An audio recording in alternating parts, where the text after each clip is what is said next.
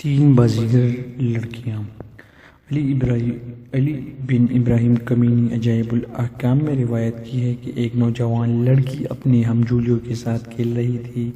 اس کھیل کود میں وہ اپنی سہیلی کی گردن پر سوار ہو گئی۔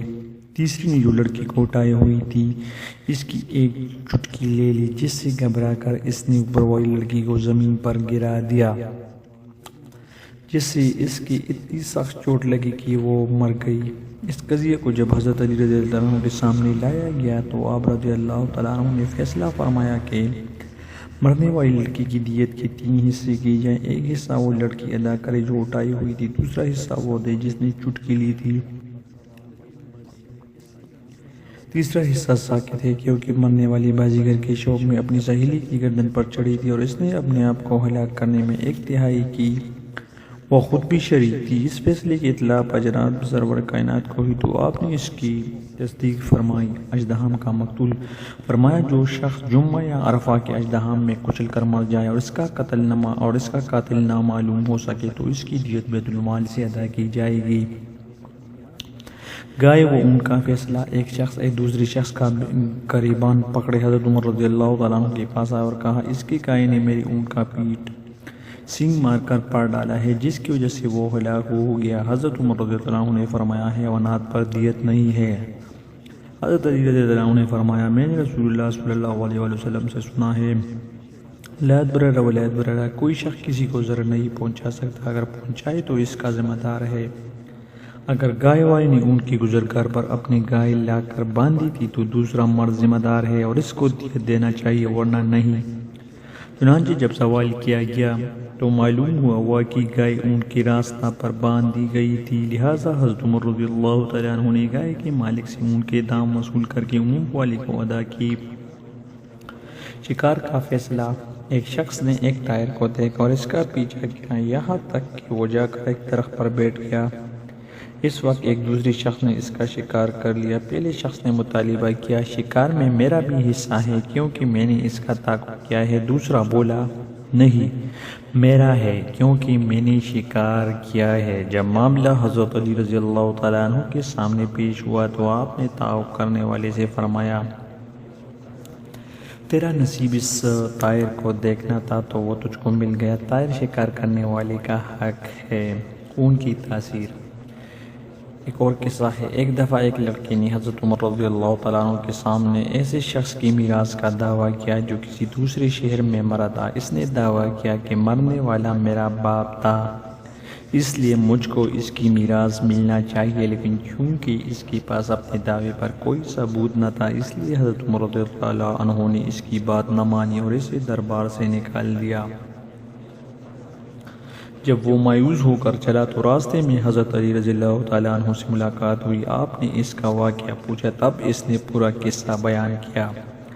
حضرت علی رضی اللہ تعالیٰ عنہ نے فرمایا، آج میں وہ فیصلہ کروں گا جو خدا متعال نے آسمانوں پر کیا ہے، اور ایسا فیصلہ کوئی نہیں کر سکتا سوائے اس کے کہ جس کو خدا تعالیٰ نے چنا ہو اور اس کو اپنے علم کا سر چشمہ بنایا ہو۔ اس کے بعد حضرت علی رضی اللہ تعالیٰ عنہ نے اس لڑکے کو لے کر حضرت عمر رضی اللہ عنہ کو اس کے باپ کی قبر پر آئے اور حکم دیا، قبر کھودو۔ جب قبر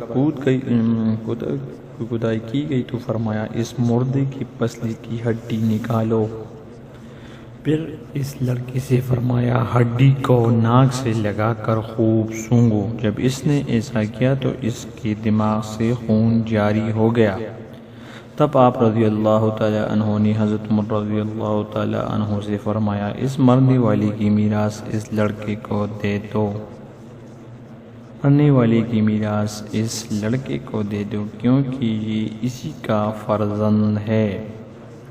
حضرت عمر رضی اللہ تعالیٰ عنہ نے فرمایا، یا علی، صرف اس کی ناک سے خون جاری ہو جانے پر اس کو یہ مال دے دو۔ فرمایا، اے عمر، اللہ تعالیٰ کی قسم، یہ لڑکا اس میت کے مال کا تم سے اور سارے خلق سے زیادہ مستحق ہے۔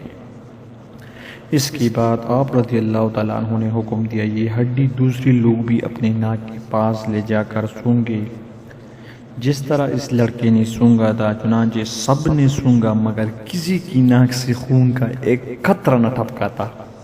پھر آپ رضی اللہ تعالیٰ عنہ نے دوبارہ اس لڑکے سے کہا تو سونگ، اس نے پھر سونگا اور دوبارہ خون جاری ہوگا۔ اس پر آپ رضی اللہ تعالیٰ عنہ نے ارشاد فرمایا یہ مرنے والا اس کا باپ ہے، لہٰذا مال اس کے سپرد کر دو۔ اللہ تعالیٰ کی قسم نہ تو میں نے کبھی جھوٹ بولا ہے اور نہ اس نے جس نے مجھ کو یہ علم دیا ہے۔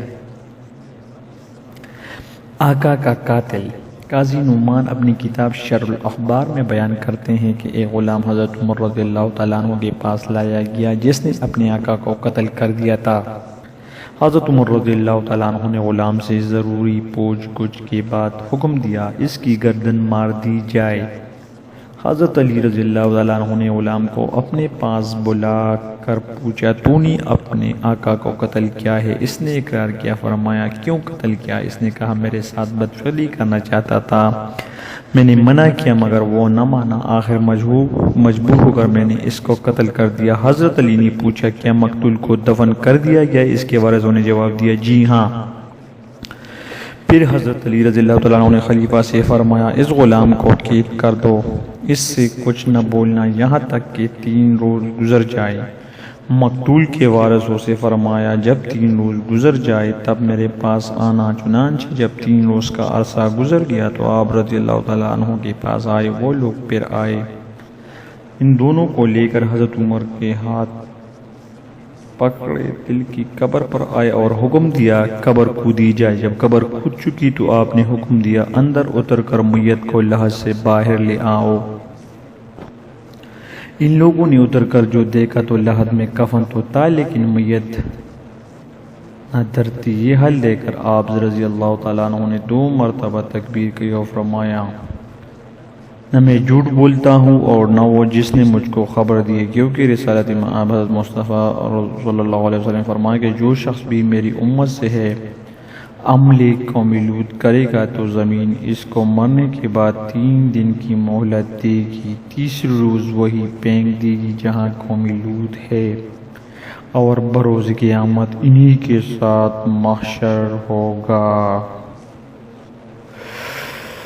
بہت سخت واقعہ ہے۔ غلام کا قاتل۔ حضرت علی رضی اللہ تعالیٰ عنہ کے سامنے ایسے شخص کا مقدمہ پیش کیا گیا جس نے اپنے غلام کو اتنے دکھ دیے تھے کہ وہ مر گیا۔ آپ رضی اللہ تعالیٰ عنہ نے اس کو 100 تازیانے لگائے اور اس سے غلام کی قیمت وصول کر کے غلام کی طرف سے خیرات کی۔ پھر آقا کو 1 سال کے لیے قید بھی کیا۔ عبد زناکار کی آدھی سزا۔ حضرت علی رضی اللہ عنہ نے فرمایا اس کو نصف حد ماری جائے گی، 50 تازیانہ، اگر پھر عود کرے تو پھر نصف حد ہوگی، یہاں تک کہ 8ویں مرتبہ قتل کر دیا جائے گا۔ کسی نے سوال کیا یا امیر المومنین بندہ 8ویں مرتبہ کیوں قتل کیا جائے؟